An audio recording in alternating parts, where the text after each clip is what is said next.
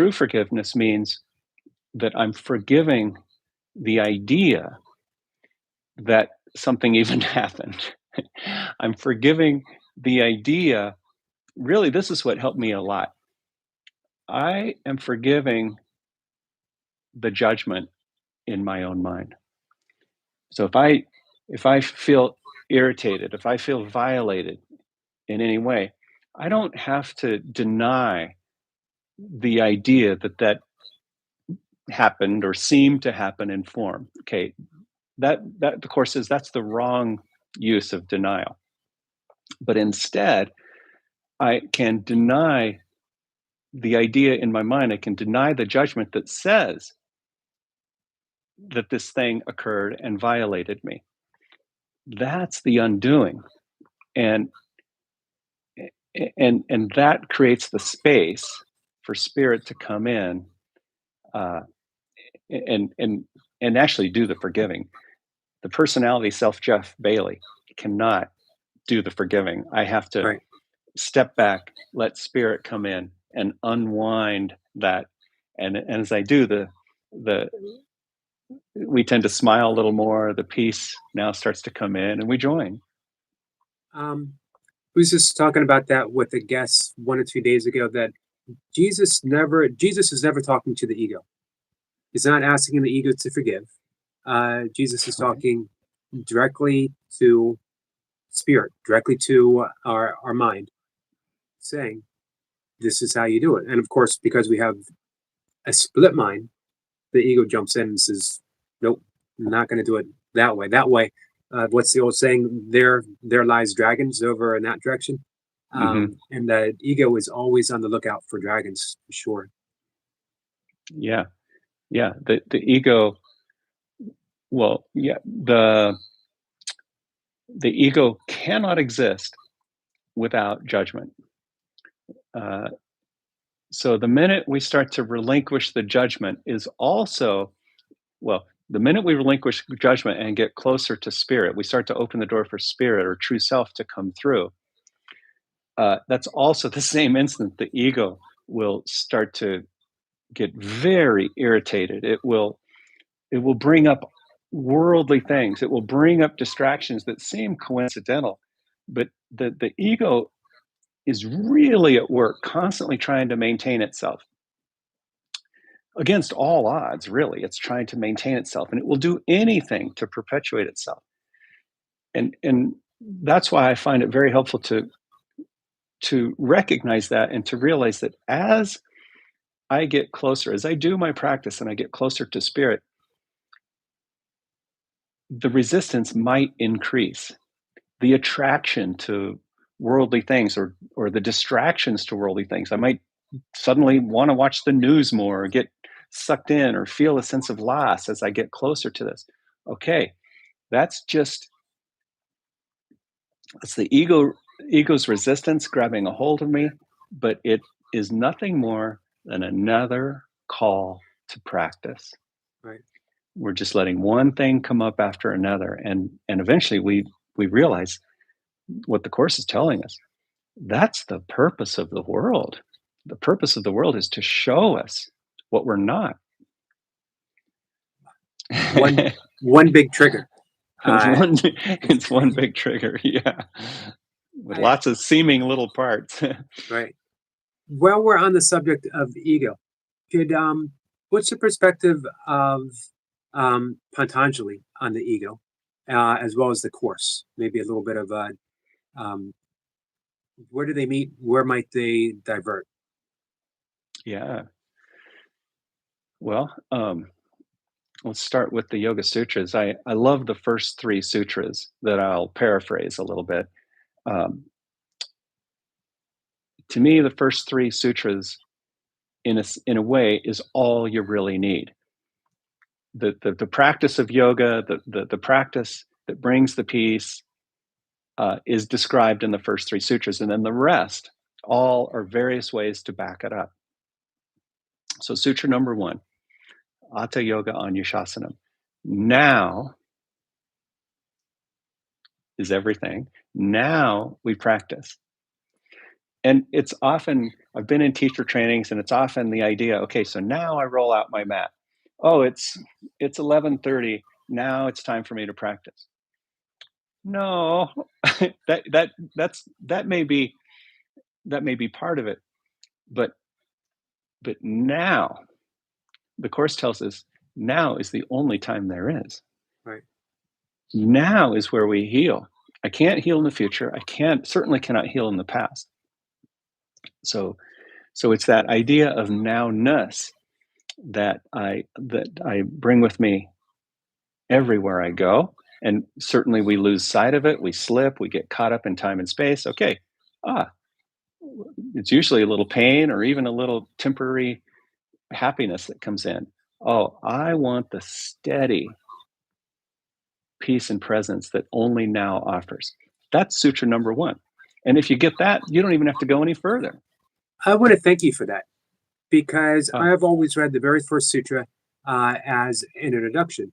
Now begins the practice of yoga, and that puts everything that follows what you just said into a brand new light. Now, mm, now, this moment. yeah.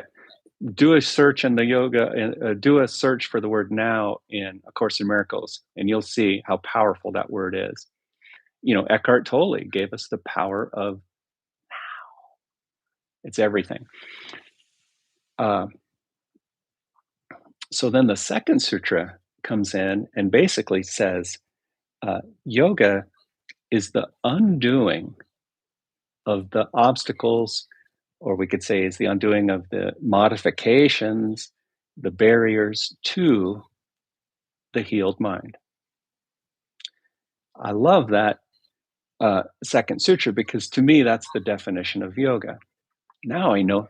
Now I know what my yoga is. Whenever I get upset, whenever I feel angry, whenever I'm depressed, whenever I'm not experiencing the happy present state of now, I got yoga to do. And for most of us as bodies here in time and space, even the best of us, we slip and we get caught up in the body and we get caught up in form. Okay, don't deny that. Just come back to the gentle inner presence. How can I undo or forgive the part of my mind that has a judgment about this particular situation that seems to be taking my peace away? That's it. That's the formula. And then, so that's, to me, that's how Patanjali and the Yoga Sutras describe yoga. And then Sutra number 3 basically says, and then the natural awareness of true self abides. So if you practice gently now, if you recognize the restrictions or modifications, the alterations to that the ego has put on the healed self, the judgments, and I undo them, I ask spirit for help in undoing them. Now I naturally, it's the most natural state that we can be in is true self. What takes less effort? Being in a place of true self, or the demands the ego puts on covering it up and hiding Right. it? So that's almost the introduction to A Course in Miracles, that we are removing the blocks to love's presence. The Yoga Sutras, Patanjali is saying we are removing the blocks within the mind to love's presence. That's right. It's a Yeah. beautiful, beautiful way. Yeah. We have another question here. When experiencing pain, how do we apply the principle of I am not this body without falling to the trap of denying the human experience? When I'm experiencing, say it one more time. When I'm experiencing pain, Yes. How do we apply the principle of I am not this body without falling into the trap of denying the human experience? yeah. Okay. Got it. Yeah, because let's first identify the trap. Uh, there's nothing we could say there's nothing more distracting to the awareness of true self than pain. And pain seems so real. And and and it does, we can say it does no good to sit around or move around simply denying the pain. Okay, now we can say, I'm not the pain, I am love and light. But to simply deny the pain, I have found doesn't work. So what do? This is the inspiration for this book, Mobility for Life. Instead of fighting the pain, instead of avoiding the pain, instead of killing the pain, numbing the pain, moving around the pain, we go through it. Now, that's another thing I got from A Course in Miracles. The way is through. I'm not sure, I don't know for sure if it's in A Course in Miracles, but I've read and listened to a lot of Ken Wapnick's lectures, and Ken was very close to Helen. And at one point, I heard Ken say that Spirit or Jesus said to Helen, the way is not over, it's not around, it's not avoiding the obstacle. It's very gently and directly through. So the more willing we are to bump into and recognize and get and clearly identify the obstacle, or in this case, the pain, the more time we save and the more directly we go through. Okay, does that make sense? Mhm. Okay, now the same thing applies to the body. This is where I took the principles of A Course in Miracles and applied it to the yoga practice. Let's say I have a hip issue. I've got hip pain or back pain or whatever it is. What do we tend to do? We've been conditioned by the media to, cut it out or take pills or something like that.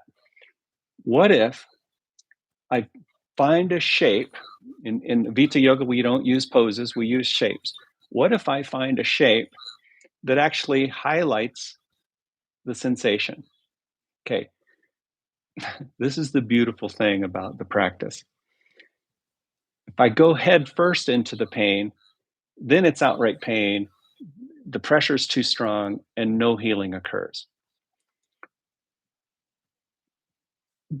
But I've yet to meet a person where I haven't been able to put them in a shape that acknowledges the pain and allows them to be with it in a state of peace. See, another way to think about going through the pain is to befriend it. Instead of trying to get rid of it, and we know from the Course in Miracles, anything that we project or try to get rid of only increases it within. That's the law of the universe. That which you give away increases within.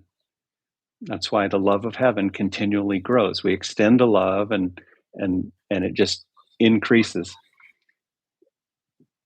So rather than project it out, we say, okay, let me meet it within. Let me shake hands with this pain in my hip. So I might sit in a shape, cross my legs like this, slowly curve forward. And now I can experience this